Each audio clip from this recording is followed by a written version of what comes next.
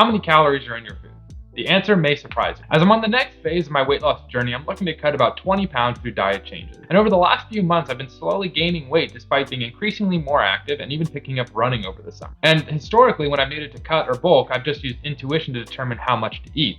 However, that wasn't working this time. I decided to start diving into the world of calories and calorie tracking, and I found out just how bad I really was at estimating calories. I actually found out that most people kind of suck at estimating calories and end up overeating. So it turns out, despite all the things that my mom said growing up, I'm not special, no matter how much I think so. Now, you likely have some idea of what a calorie is, but it's probably some vague term you haven't really spent much time looking into. At least that was the case for me. The short answer is that a calorie is a unit of energy. The book Why Calories Count defines a calorie as the amount of energy needed to raise the temperature of a liter of water by 1 degree Celsius. So if we make that a little bit more accessible, the 100 calories and maybe 2 Oreos would be enough energy to make a liter of water that just froze go from ice to boiling. It may sound a little bit weird though, because you might feel a little warm after eating a big meal, but it's not like your blood is boiling. And that's an intro to the wild world of nutrition and metabolism that we won't get into today. Your body siphons off that energy in small bits to maintain body temperature, digest food, and a whole bunch of other things that keep you alive. And that's all well and good, but how many calories am I supposed to eat?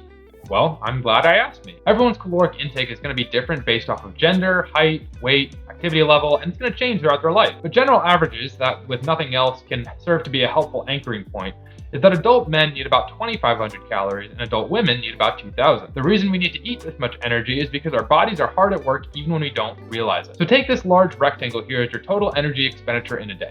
I've divided it up into active energy and non-active energy. Your active energy is made up of exercise, i.e. the running and lifting weights that everyone says you should do more of, and non-exercise movement, which is made up of all the ways you move throughout your day, such as standing, tapping your fingers, loading the dishwasher, etc. Then the non-active energy expenditure is made up of 2 lesser-known ways your body burns energy, but actually accounts for the majority of your daily energy expenditure. The first may seem counterintuitive, but it's the energy your body expends to ingest food, from breaking it down, digesting it, and then metabolizing or using the nutrients inside. Then the other component is your basal metabolic rate, and this is just a fancy term for the number of calories your body burns each day just by existing.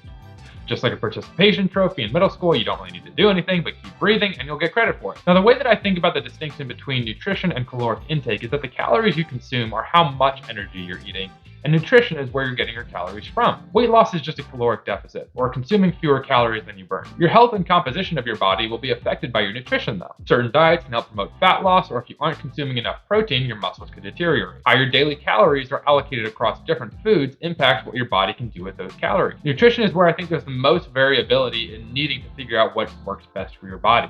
I'm not intending to cover it all here, but I'd encourage you that once you get an idea of how many calories you're consuming, to see how your food breaks out into macronutrients like protein, fat, and carbohydrates. This can at least give you a baseline with which to go out and research different nutritional plans and guidance. Now that our brains are swelling with knowledge, where do we go from here? Well, one really cool thing here is that fat and muscle have different caloric needs to maintain themselves. And since muscle can burn up to 5 times as many calories as fat, gaining more muscle can be a means of increasing your daily caloric expenditure by both active and non-active needs. That being said, our weight has been shown to be largely impacted by up to 80% by what we put into our bodies, our diet, with the remaining 20% being impacted by what we do with our bodies, activity. Which begs the question, do we know what we're putting into our body? Research says we don't. Currently, almost 40% of Americans are obese, and the World Health Organization attributes the fundamental cause of this rise in obesity to a disparity in calories consumed as compared to those expended. And looking into it, it turns out that research supports that we suck at estimating calories. There were countless studies looking into our ability to estimate calories in food, and while many had different results with the different types of tests being done, all were consistent in that the average person has no idea how many calories they're consuming. I'll link all the papers I read down in the description if you want to explore some more. While I was doing the research for this video, I found 3 interesting studies on the psychology of eating that I wanted to share with you. And the first is an article that looked into the relationship between the memory of eating and how/what we ate.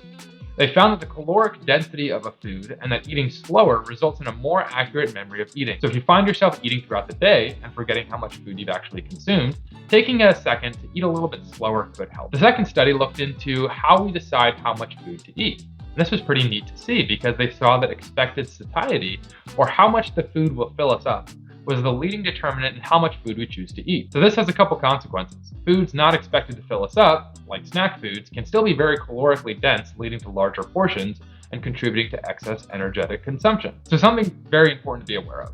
especially in regards to snacking because you can end up consuming more calories than you're burning very easily. The third thing I learned was that unfortunately for me, size really does matter. Research shows that the main reason we underestimate the calories on our plate actually doesn't have as much to do with an individual's weight, but is instead mostly due to the size of the meal itself. As the meal gets bigger and bigger, we underestimate the calories in it by a greater amount. Now, the reason I want to share these 3 findings demonstrates that there are a ton of different factors at play affecting how we perceive and consume food. But understanding some of these can help us make smarter food choices. All this may sound interesting in theory, but it's pretty hard to implement into your daily life. I'm not telling you to do anything I'm not already doing. And I can say that there are some effective techniques that you can try that, while not being easy, will pay off if you can follow them consistently. The biggest takeaway here is don't trust your intuition when it comes to figuring out how much you should eat. I strongly recommend tracking your calories, and this can look different for everyone depending on how much time and experience you have to devote to this. The first step is to be aware of how much you're consuming. At this point, don't try to change too much in your diet, but instead start making your meals in increments of the serving sizes. Say you like to start each day with granola and yogurt. If the serving size of granola is about half a cup and it's 200 calories, serve yourself the same amount you'd normally have and see how many servings it comes out to. Do the same with the yogurt and you'll get an idea of your calories for breakfast. You'll probably be surprised the first time you do this, but it'll help you get in the mindset of being aware of how many calories you're putting in your body. The next step would be to use a tracking app to capture all the calories you're consuming in a day. I'm a strong believer that what gets measured gets improved, and if you track your progress, you're much more likely to get closer to your goal. This is actually backed up by a study of MyFitnessPal users that showed consistently tracking your caloric intake, regardless of how many calories you're consuming, makes users much more likely to meet their weight loss goal. When I first started tracking my calories, it was crazy how immediate I saw results. And there's no hiding at that point. You have the black and white evidence right in front of you. You may think you're not eating that much, but it's hard to argue with the numbers. You may also be thinking that you don't have the time to track everything. But if it's taking you forever, you might be doing it wrong. I personally use the app Macro Factor, and it only takes about 5 minutes total to add my foods throughout the day. A big weakness of mine is and has always been restraint when it comes to sweets, specifically ice cream. Like, I'm not kidding, I would get pints of Ben & Jerry's ice cream with every intention of having it last a few days, only to eat the entire thing in one sitting.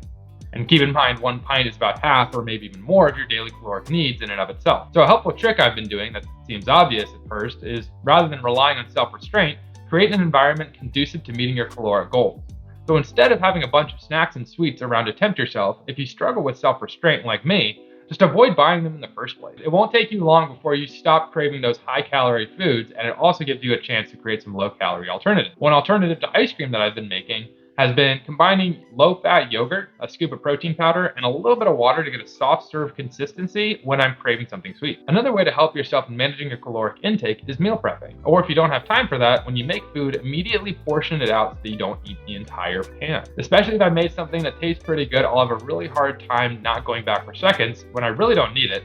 And I'm not even just hungry for it, but I just want the taste of the meal again. If you can go ahead and decide your portions beforehand, it helps provide another mental barrier to excess caloric intake. Now, after all of that, tracking calories isn't supposed to become something you obsess over, but rather is intended to help us have a deeper understanding of our eating habits. Being mindful of what we consume and how we consume it is vital for informed decision making. By setting achievable goals, being consistent, and making intentional choices, we empower ourselves to live the lives we want. No long-lasting change really comes from a drastic diet or a cleanse. Sustainable ways are the ways to achieve the fitness goals you want and maintain your progress. A healthy and informed relationship with food is a necessary step on your health journey, and hopefully one that you now feel empowered to pursue.